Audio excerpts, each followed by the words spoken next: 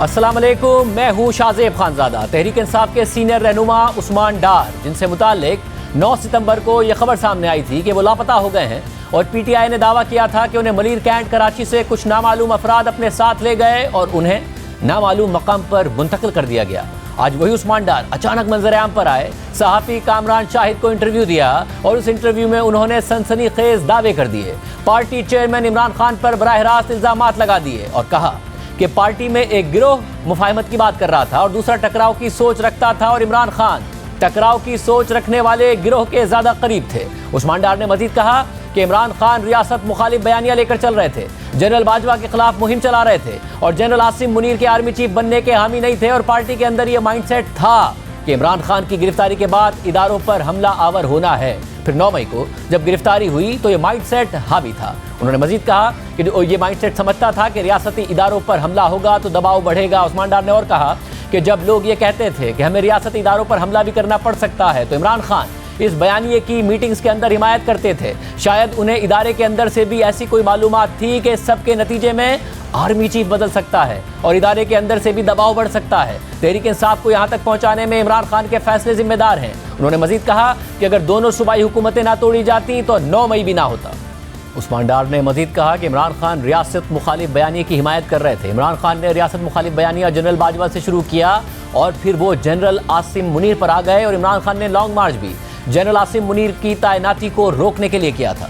अहम बात यह है कि जनरल आसिम मुनीर की बतौर आर्मी चीफ तैनाती से पहले इमरान खान सहाफ़ियों से मुलाकात में भी ये कह चुके थे कि वो इस बात के हामी नहीं हैं कि जनरल आसिम मुनीर को आर्मी चीफ बनाया जाए और फैसल बाउडा भी ये दावा कर चुके हैं कि तहरीक इंसाफ ने जो धरना दिया था वो जनरल आसिम मुनीर को रोकने के लिए था। और ये जो धरना हुआ, पहला धरना जो अभी आया वो भी आसिम मुनीर साहब को रोकने के लिए सारा धरना था। जबकि इससे पहले खुद आज़ाद जम्मू कश्मीर के साबिक वज़ीर आज़म और तहरीक इंसाफ के साबिक रहनुमा तनवीर इलियास ने यह बयान दिया था कि आर्मी चीफ आसिम मुनीर की तैनाती से 2 दिन पहले तहरीक इंसाफ का लॉन्ग मार्च इसी साजिश की कड़ी था। हमने इमरान खान से कहा कि आज़ाद कश्मीर में बल्दियाती इंतखाबात हो रहे हैं, मार्च 2 दिन आगे कर दें। इमरान खान ने कहा कि जनरल आसिम मुनीर को आर्मी चीफ बनने से रोकना है। इसके अलावा उस्मान डार ने यह भी कहा कि मैं तो खुद कहीं चला गया था क्योंकि मैं 9 मई के वाक़यात के बाद डबल माइंडेड था कि क्या पोजीशन लेनी। मगर आम बात यह है कि 9 सितंबर को रिपोर्ट हुआ कि उस्मान डार को मरीन कैंट से गिरफ्तार किया गया है। फिर अगले दिन निगरान वज़ीर दाखिला सिंध हारिस नवाज ने बयान दिया कि उस्मान डार के वारंट बहुत पहले निकले हुए थे, इस सूरत में वो गिरफ्तार हुए। मगर बाद में सिंध हाई कोर्ट में पुलिस ने कह दिया कि उस्मान डार हमारी हिरासत में नहीं है। अब हम बात यह है कि उस्मान डार ये भी कह रहे हैं कि मैंने 9 मई को कारकुनों को कैंट जाने से रोका, मगर उन्होंने 9 मई को ही तहरीक इंसाफ के कारकुनों की वीडियो को ट्वीट करते हुए कहा था कि सियालकोट के गयूर अवाम जिन्ना स्टेडियम पुल से कैंट जाते हुए, जैसा कि आप इस वक्त स्क्रीन पर भी देख सकते हैं, उन्होंने वीडियो भी ट्वीट की थी और साथ में ये लिखा भी था। मगर जो बातें आज उस्मान डार कर रहे हैं, इस हवाले से तहरीक इंसाफ के रहनुमा असद उमर ने भी काशिफ अब्बासी को इंटरव्यू देते हुए इंकशाफ किया था कि चीज़ें जिस तरफ जा रही थी, जिसकी हम निशानदेही कर रहे थे, वो हमें 9 मई में होती हुई नजर आई। इसके अलावा फयाज हुसैन चौहान भी एतराफ़ कर चुके हैं कि इमरान खान हमें ये हिदायत कर चुके थे कि 9 मई के बाद किसी को दिफाई पोजीशन में नहीं जाना और इसकी मजम्मत नहीं करनी है। 12 तारीख को खान साहब वापस आए, 14 को जूम मीटिंग हो रही है जी। खान साहब ने पहली इंस्ट्रक्शन दी कि जनाब किसी ने डिफेंसिव मोड में नहीं जाना और कोई मजम्मत नहीं करनी। अब जहां तहरीक इंसाफ के रहनुमा मुसलसल इमरान खान को 9 मई का जिम्मेदार करार दे रहे हैं, तो वहीं तहरीक इंसाफ के चेयरमैन इमरान खान अपने देरीना साथी, पार्टी के बानी रुकन और मौजूदा सदर मुमलिकत डॉक्टर आरिफ अलवी से नाराज़ और मायूस हैं। और उनकी ये मायूसी सदर मुमलिकत डॉक्टर आरिफ अलवी की तरफ से इलेक्शन की तारीख का ऐलान ना करने से मुताल्लिक है। आज चेयरमैन पीटीआई की बहन अलीमा खान ने इमरान खान से जेल में मुलाकात की और मुलाकात के बाद उन्होंने मीडिया से बात करते हुए कहा कि इमरान खान ने अफसोस का इजहार किया है और वो मायूस थे कि सदर ने अपना वो किरदार अदा नहीं किया जो आइन के मुताबिक उनका फर्ज था कि वो इलेक्शन की तारीख का ऐलान करते। हाँ, वो एक और बात उन्होंने की थी, वो बड़े उन्होंने अफसोस का इजहार किया कि मायूस थे कि प्रेसिडेंट साहब ने अपना वो किरदार अदा नहीं किया जो उनकी आइन के मुताबिक ड्यूटी थी कि इलेक्शन अनाउंस करें। उस पर वो बहुत दुखी थे। जबकि इससे पहले तहरीक इंसाफ की कानूनी टीम के सरबराह हामिद खान ने हमारे प्रोग्राम में कहा था कि सदर ने इलेक्शन की तारीख का ऐलान करने से मुताल्लिक वाज़ेह हिदायत नहीं दी, जो उनकी कमजोरी है। गालिबन सदर ने दबाव की वजह से मजबूर होकर इलेक्शन की तारीख का मामला इलेक्शन कमीशन पर छोड़ दिया। इख्तियार ऐसा जो सरेंडर किया नहीं जा सकता, लेकिन सदर ने जो भी किया वो मुनासिब नहीं था। उनको तो चाहिए था कि जिस दिन इन्होंने तहलील करने का ऑर्डर पास किया था 9 अगस्त को, उसके साथ ही आइन के मुताबिक तारीख 90 दिन के अंदर मुकर्रर कर देते। ये उनकी कमज़ोरी है कि उन्होंने इसके ऊपर कोई वाज़े कदम नहीं उठाया, हालांकि आइन बड़ा वाज़े था। फिर उसके बाद जब एक दफ़ा इन्होंने कहा भी, तो वो भी बतौर एक सजेशन के उन्होंने कहा कि ये तारीख मुकर्रर कर दी जाए। गालिबन जो दबाव था उनके ऊपर, उससे मजबूर होकर उन्होंने ये चीज़ कही।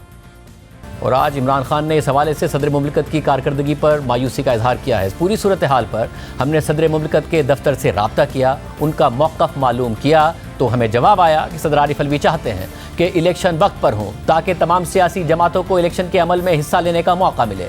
सदर पाकिस्तान के 6 सितंबर को चीफ इलेक्शन कमिश्नर को लिखे गए ख़त में इलेक्शन कमीशन को पहले ही ये आगाह किया जा चुका था कि आर्टिकल 48 की शेख 5 के तहत आइन ने उन्हें इख्तियार दिया है कि वो कौमी असम्बली की तहलील के बाद 90 दिनों के अंदर इंतखाबात का ऐलान करें। उस खत में सदर ने यह भी कहा था कि कौमी असम्बली के लिए आम इंतखाबात 6 नवंबर को होने चाहिए। सदर चाहते हैं कि जमहूरी अमल जारी रहे और मजीद मजबूत हो। किसी भी सियासी जमात को इलेक्शन के अमल से बाहर रखना जमहूरियत की रूह के साथ नाइंसाफ़ी होगी। सदर मुमलिकत मुल्क को दरपेश मसाइल से निमटने के लिए कौमी यकजहती और सियासी डायलॉग की भरपूर हिमायत करते हैं। ऐवान सदर की तरफ से हमें भेजे गए पैगाम के मुताबिक सदर का ये भी मानना है कि साबिक वज़ीर आज़म इमरान खान एक सच्चे मुहिब्बे वतन, माली तौर पर दयानतदार और बावकार शख्स थे जिन्होंने मुल्क के लिए अजीम खिदमत अंजाम दी।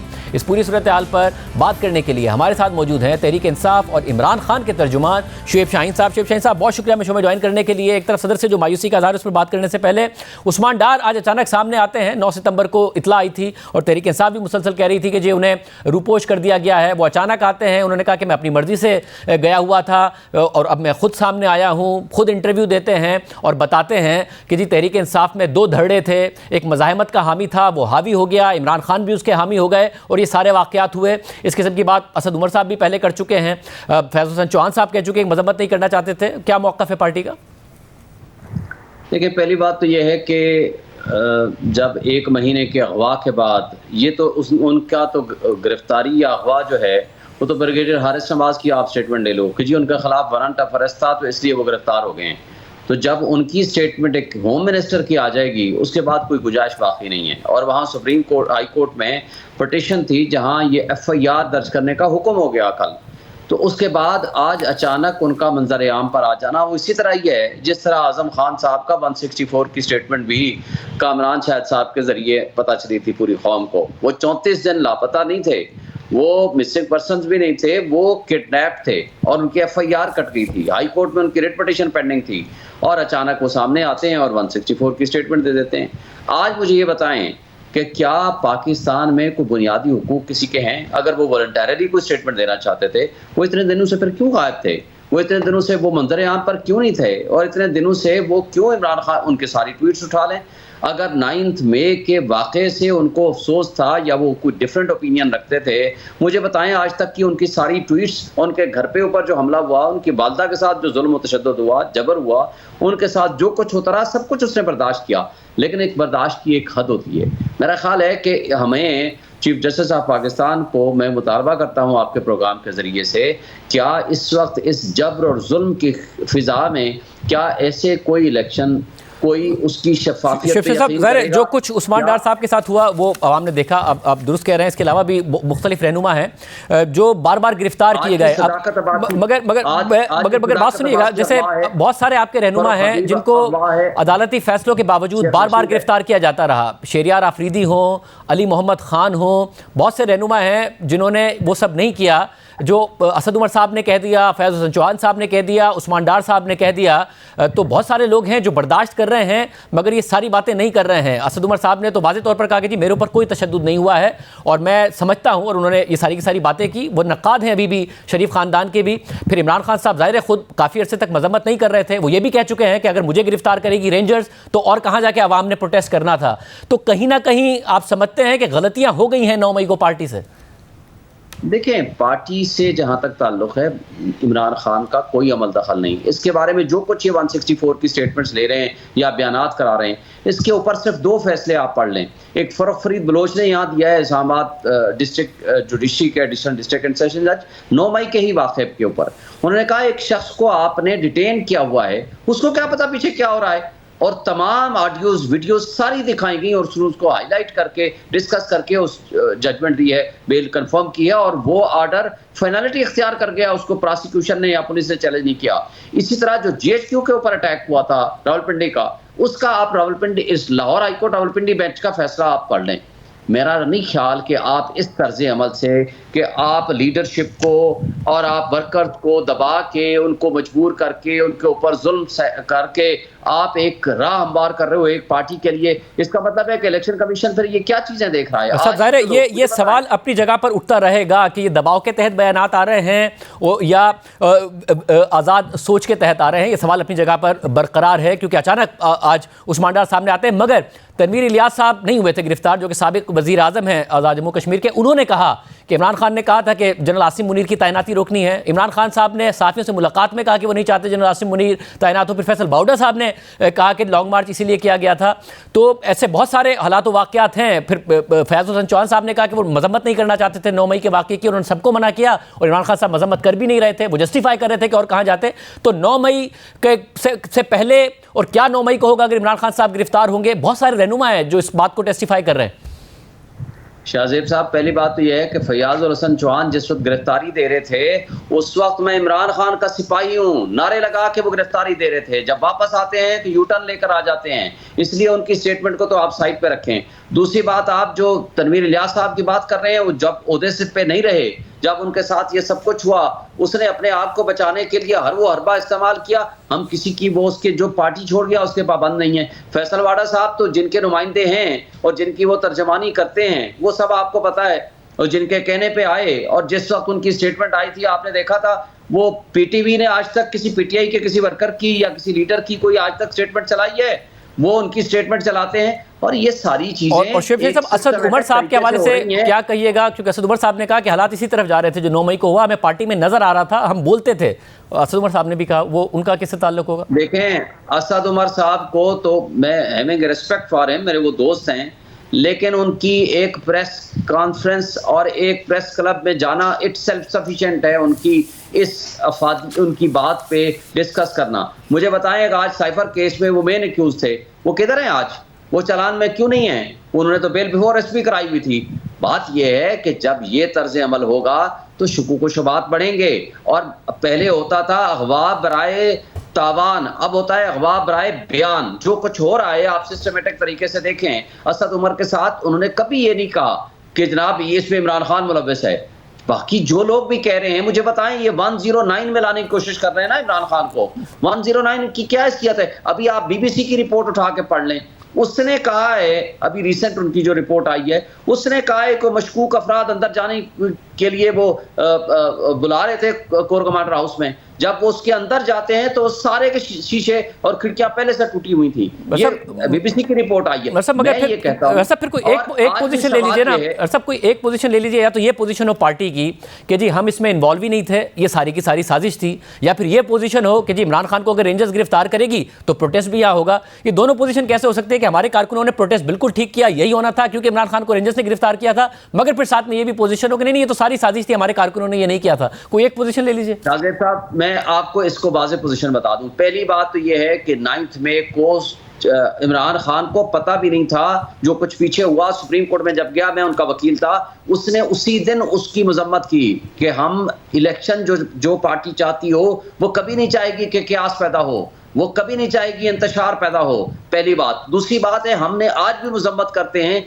जिसने भी किया whosoever is involved, हम उसकी मजम्मत करते हैं। तीसरी बात यह है कि मुझे बता दें किधर थी एडमिनिस्ट्रेशन? कोई कोर कमांडर हाउस पे कहते हैं 2 बजे से लेकर 10 बजे तक ये ड्रामा होता रहा। मुझे बताएं, कोई एक सिंगल पुलिस कोई रैपिड फोर्स, कोई और उनकी जो लेयर्स ऑफ सिक्योरिटी होती है, वो सब के सब 100 बंदे को 50 बंदे को धरिए ये कह रहा हूँ, या तो फिर ये कहिए कि कोई फोर्स नहीं थी और ये पूरा का पूरा प्लान था, या तो ये पोजीशन ले लीजिए कि कोई फोर्स नहीं थी, प्लान था, या फिर ये कहना कि जी जाहिर है हमारे कारकुनों ने यही करना था जो किया, क्योंकि रेंजर्स ने गिरफ्तार किया था। तो ये दो अलग अलग पोजीशन है। बातों को आपने मेरी बात मुकम्मल सिर्फ करने दें। देखिए, दो अलग चीजें हैं। एक है प्रोटेस्ट करना, प्रोटेस्ट आप किसी भी जगह पे कर सकते हैं, आईन और कानून आपको इजाजत देता है, लेकिन जो एक्सेस करेगा वो इलीगल काम है। अगर किसी ने इंडिविजुअल एक्ट किया है, दैट इज रॉन्ग, हम उसकी मजम्मत करते हैं। लेकिन प्रोटेस्ट आप जीएचक्यू के सामने करें, कोर कमांडर हाउस के सामने करें, आप सुप्रीम कोर्ट के सामने करें, आप हाई कोर्ट के सामने करें। और मुझे शेख साहब, सदर मुमलिकत से जो मायूसी है तारीख ना देने पर, सदर मुमलिकत ने जवाब भी दिया कि वो चाहते हैं कि इलेक्शन वक्त पर हो ताकि तमाम सियासी जमातों को इलेक्शन के अमल में हिस्सा लेने का मौका मिले। उन्होंने ये भी कहा कि सदर पाकिस्तान के 6 सितंबर को चीफ इलेक्शन कमिश्नर को लिखे गए खत में इलेक्शन कमीशन को पहले ही आगाह किया जा चुका है कि आर्टिकल 48 की शिक 5 के तहत आइन ने उन्हें इख्तियार दिया है। मगर इमरान खान मायूस हैं, खुद उनकी बहन बता रही हैं, हामिद खान साहब भी कह रहे हैं कि जी सदर साहब ने अपना आईनी जो किरदार था वो नहीं अदा किया जो आइन उन्हें देता है। अब उनका जवाब भी आ गया, क्या मौक़िफ़ है पार्टी का? देखिए, पहली बात तो यह है कि अभी उनके जवाब का तो अभी हमें पता चला है, जो आपके जरिए मुझे पता चला है। पहली बात तो यह है कि उनको आइन ने एक जिम्मेदारी दी है, कॉन्स्टिट्यूशनल ऑब्लिगेशन है आर्टिकल 48(5) के तहत, वो पाबंद हैं उसके मुताबिक डेट अपॉइंट करने के। वो एक सिंपल नोटिफिकेशन करते हैं और अगर फर्दर एडवाइस करनी थी तो वो इलेक्शन कमीशन को करते रहते हैं। लेकिन उन्होंने जो प्रपोज किया है टू सम एक्सटेंट अपनी जिम्मेदारी अदा करने की कोशिश की है, लेकिन कमा हक़्क़ुहु जो आइन का तकाजा है उसके मुताबिक वो अदा नहीं की। उस हद तक अगर खान साहब ने अपनी मायूसी का इजहार किया है और उन्होंने जो बात की है, मैं समझता हूँ वो हक बजाने पे। और मैंने बल्कि इससे पहले प्रेस कॉन्फ्रेंस की थी कि अगर इन्होंने डेट अपॉइंट ना की, हमने खत में लिखा था, तो ये उसी तरह का जुर्म होगा जो इलेक्शन कमीशन ऑलरेडी कर चुका है या आइंदा किए जा रहा है। 90 डेज का इलेक्शन, 1 मार्च का फैसला, 14 मई का फैसला, वो सारे के सारे जो चीजें थी वो सुप्रीम कोर्ट डिटरमिन कर चुकी है कि जमहूरियत को तो फिर इस वक्त भी आप समझते हैं कि सदर मुमलिकत शरीक मुल्जिम है इलेक्शन कमीशन के साथ तारीख ना देकर? देखिए, मैं उनको मुल्जिम की हैसियत तो एक आईनी सरबराह है वो नहीं दूंगा। उन्होंने अपना जो प्रपोज लिख के भेजा है, that should not have been proposed, that should have been declared as such कि I have by declared that the elections will be held on 6 November. उनको डिक्लेयर या अपॉइंटमेंट का लफ्ज इस्तेमाल करना चाहिए था, लेकिन for all practical purposes intention, proposal और डेट का कहना इलेक्शन कमीशन को कि इस 90 डेज के अंदर 6 नवंबर दे दें, तो हम शायद कॉन्स्टिट्यूशन के मुताबिक उनको मुजरिम तो ना कहें, लेकिन हम ये कहेंगे कि कमजोर फैसला है। उनको ये कमजोरी उन्होंने दिखाई है, जो आइन का ट्रू स्पिरिट है उसके मुताबिक उन्होंने काम नहीं किया। बहुत शुक्रिया शेख शाहीन साहब, तहरीक इंसाफ का तफसीली मौक़िफ़ दे रहे थे। आज पहली दफ़ा अडियाला जेल में जब समाअत हुई तो इमरान खान और शाह महमूद कुरैशी के दरमियान बातचीत हुई और इमरान खान के वकला ने इमरान खान को साइफर केस के हवाले से क्या बताया है, क्या होने जा रहा है, तफसीलात आपके सामने रखेंगे एक ब्रेक के बाद।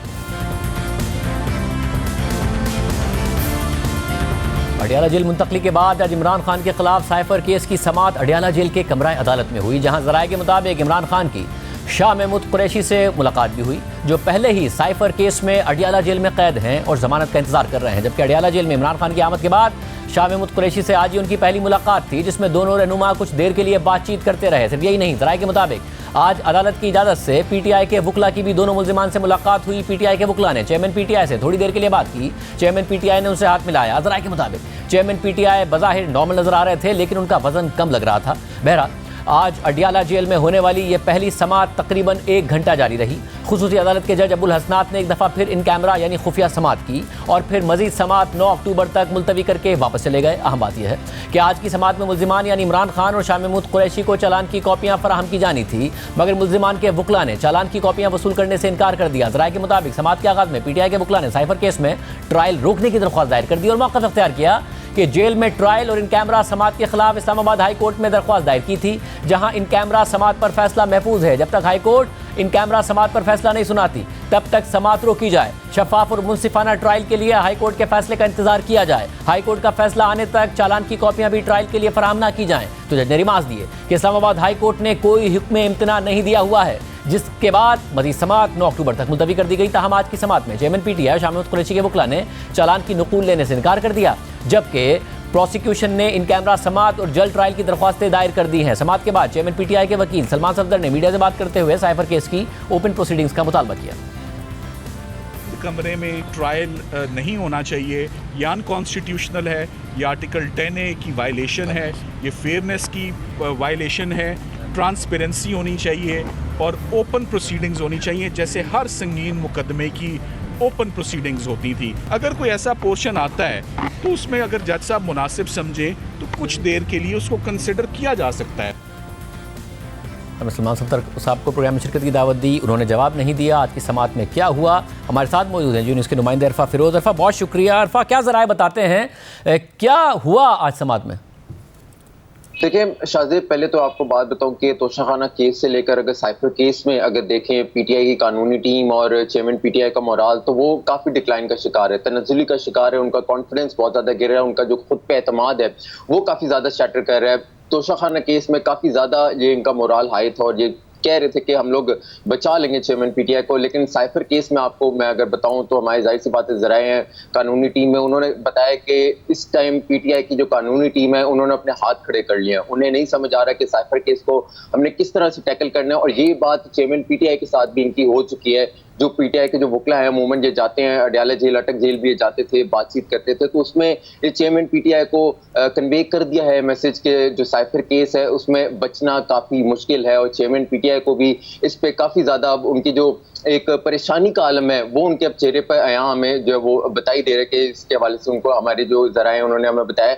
और ये भी बात की है चेयरमैन पीटीआई ने अपनी जो पीटीआई की कानूनी टीम है उन्होंने अपनी टीम से कहा कि इन्होंने मुझे मुकम्मल तौर पे आउट करना चाह रहे हैं, जो इलेक्शन है उसमें मुझे ये लोग नहीं चाहते कि मैं हिस्सा लूं और वो एक तरह से एडमिट भी कर लिया। और ये बात जो पीटीआई की कानूनी टीम है उन्होंने चेयरमैन पीटीआई को बता भी दी है कि ये एक आप मेंटली तौर पे एक्सेप्ट कर लें कि आप कमिंग इलेक्शंस में आप हिस्सा जो है वो नहीं होंगे। और उनका दिन ब दिन जैसे जैसे समाअत होती है तो उसमें जो एक मोराल है चेयरमैन पीटीआई का वो काफी हमें कम दिखाई दे रहा है और वो तनज़्ज़ुली का शिकार इसमें। और फिर मुझे ये बताएगा कि ज़ाहिर जो अदालत से बाहर और तो उनके वकला कहते हैं कि उन्हें खाना सही नहीं दिया जा रहा, उनकी अहलिया भी इस हवाले से कह रही हैं, जहर के खदशात का इजहार करते हैं, सहूलियात ना होने का इजहार करते हैं।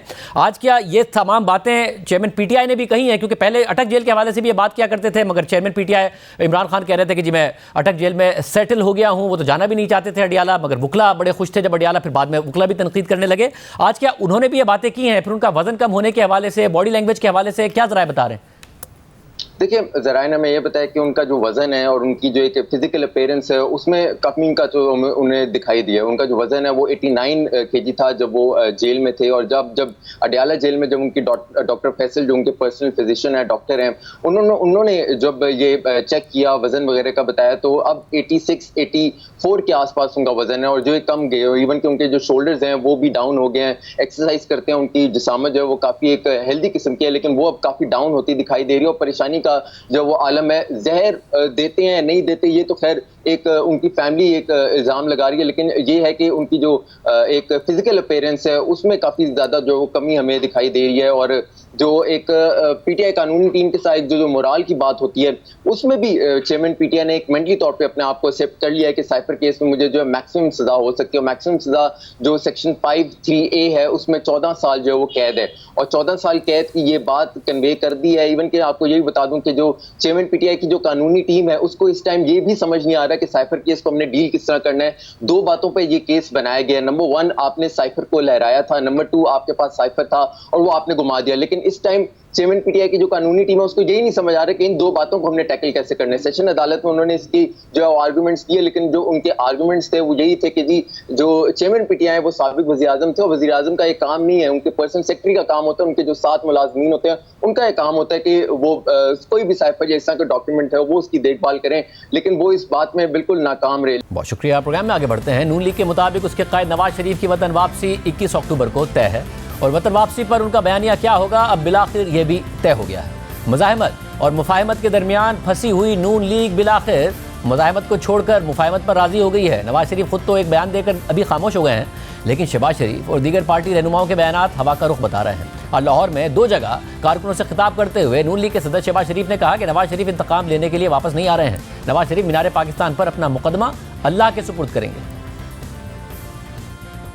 नवाज शरीफ वापस आ रहा है इंतकाम लेने के लिए नहीं, बल्कि पाकिस्तान के लिए, इस मुल्क को दोबारा खुशहाल करने के लिए। जिन किरदारों ने नवाज शरीफ के साथ जुल्म और ज्यादती की, वो आपको अच्छी तरह इल्म है, लेकिन फैसला ये करना है कि आके इंतकाम लेना है कि यतीमों और गरीबों की उनकी खिदमत करनी है। नवाज शरीफ जब इंशाअल्लाह 21 अक्टूबर को मीनारे पाकिस्तान जब पहुंचेगा तो अपना मुकदमा वो अल्लाह पे छोड़ेगा।